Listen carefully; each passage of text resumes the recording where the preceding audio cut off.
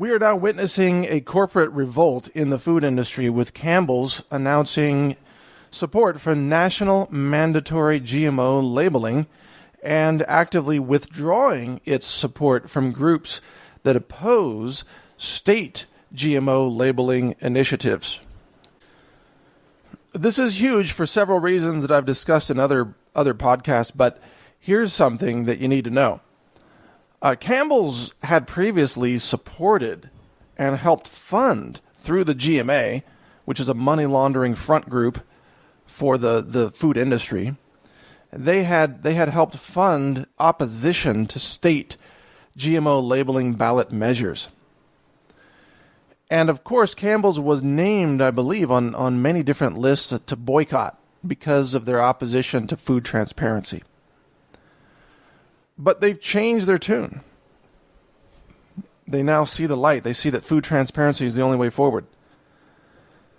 They know that 92% of Americans support GMO labeling.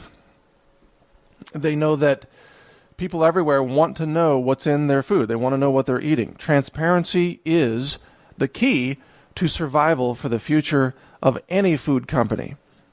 And those companies that engage in continued obfuscation, deception, and hiding of the origin of their ingredients will be economically punished in a severe way.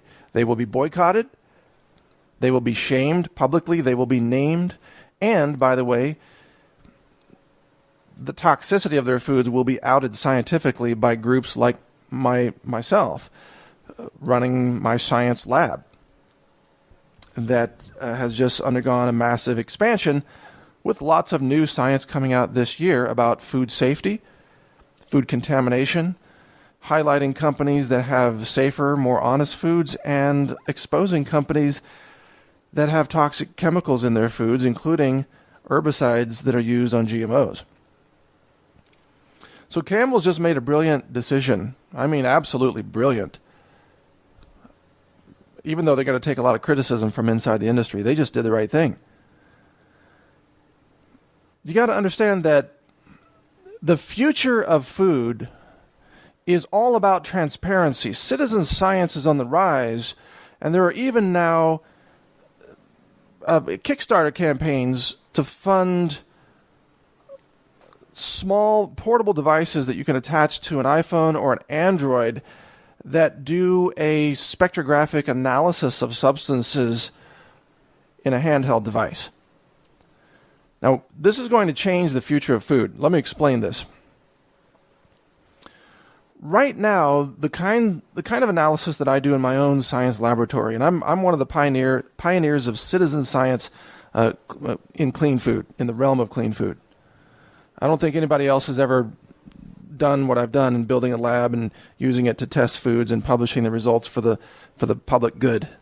No one has ever done that to the extent that I'm doing it. I mean, perhaps you could argue Consumer Reports is doing that. Well, they are doing that, but I mean that's not their primary focus. They do a lot of other things as well. My focus is just clean food.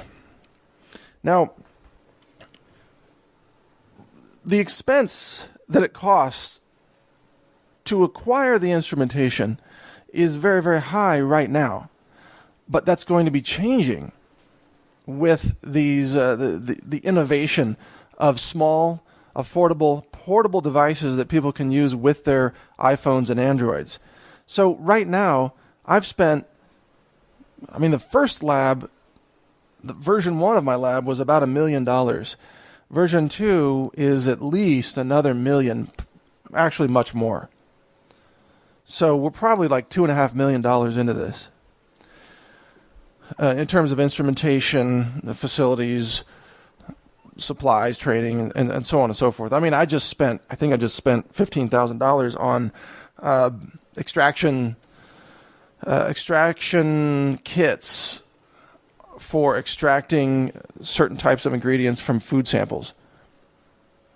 I mean, just the kits alone, can cost a fortune. The instrumentation is very expensive. The ICP-MS is like $300K by the time you add things onto it that you need. A good LC is at least $60,000 to $80,000. a TOF on top of that. Mass spec instrument is another, 250 to 300K on top of that. You get very quickly into multiple millions of dollars. Now, what if that capability could be offered to people in something that costs $99? What if you could take the analytical capabilities of instrumentation that costs $1 million and shrink it down into a device that fits in your pocket, that anybody can take to the grocery store and they can point it at a piece of fruit or a vegetable or open a can of soup from Campbell's and they can point it at the soup can, at the ingredients inside the can, and then they can get a reading of what's in that. We're talking Star Trek technology here, the tricorder, remember that? But this is what's happening. This technology is shrinking down and it's becoming more affordable and more readily available. Now, I'm not trying to say that the spectroscopy of the portable devices on Kickstarter are equivalent to, let's say, an LCMS setup. I'm not saying they're equivalent, but it's moving in that direction. Most likely, the spectroscopy analysis used by handheld devices is going to give you a reading on the predominant material composition of whatever you're scanning. So, and it's obviously not going to give you a quantitative readout. In other words, you can't point it at an apple and read, well, how many parts per million of lead is present in that apple. It's not going to give you that kind of analysis. It doesn't have that capability, but it could potentially, with some more research and development, a few years down the road, it could potentially say, yes, there is the presence of lead in this apple. It could potentially do that. We're not there yet, but that's what's coming. My point is that the scientific analysis of food composition is becoming democratized. And any food company that does not understand the implications of this point is going to find itself bankrupt.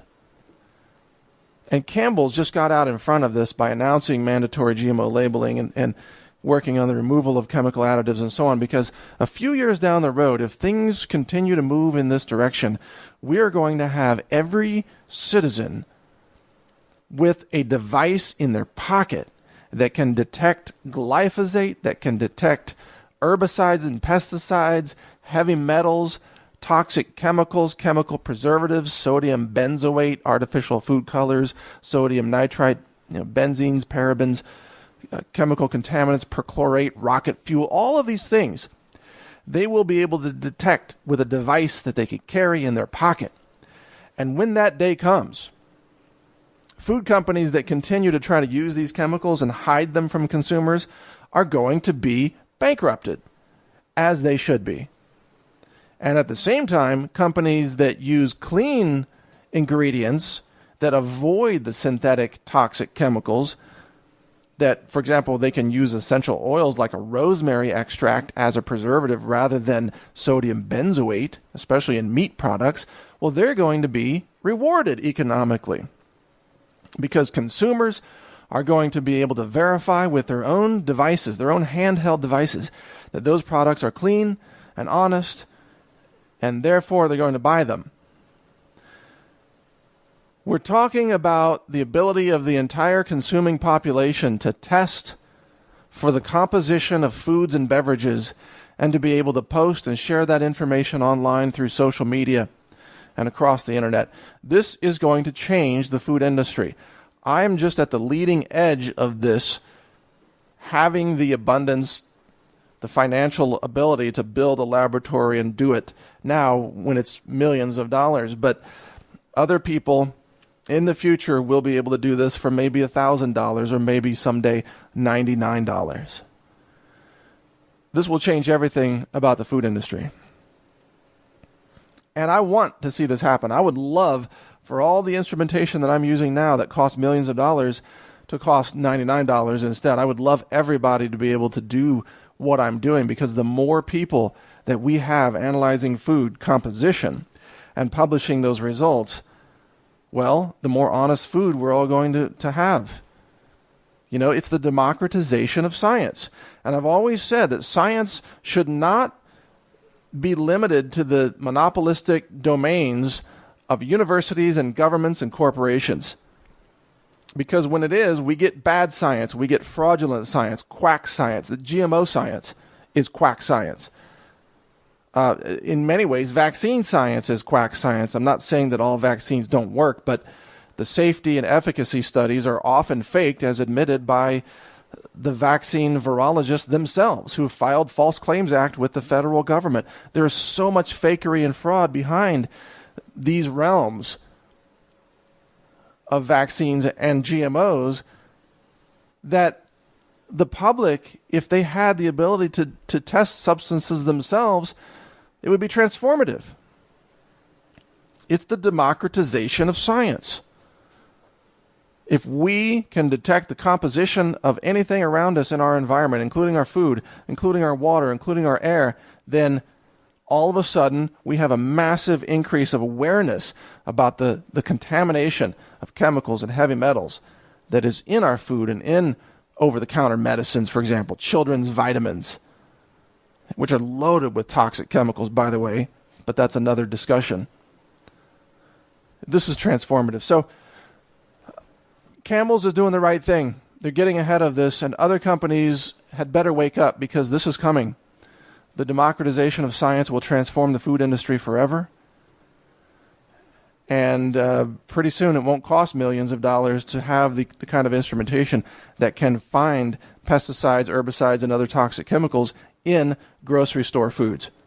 Until that day comes, I'll be doing it for you in my laboratory and publishing the results on naturalnews.com. So if you want to know what's in your food, just check out Natural News.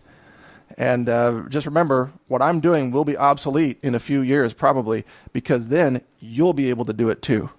That will be amazing. Thanks for listening. HealthRangerReport.com is where you can learn more.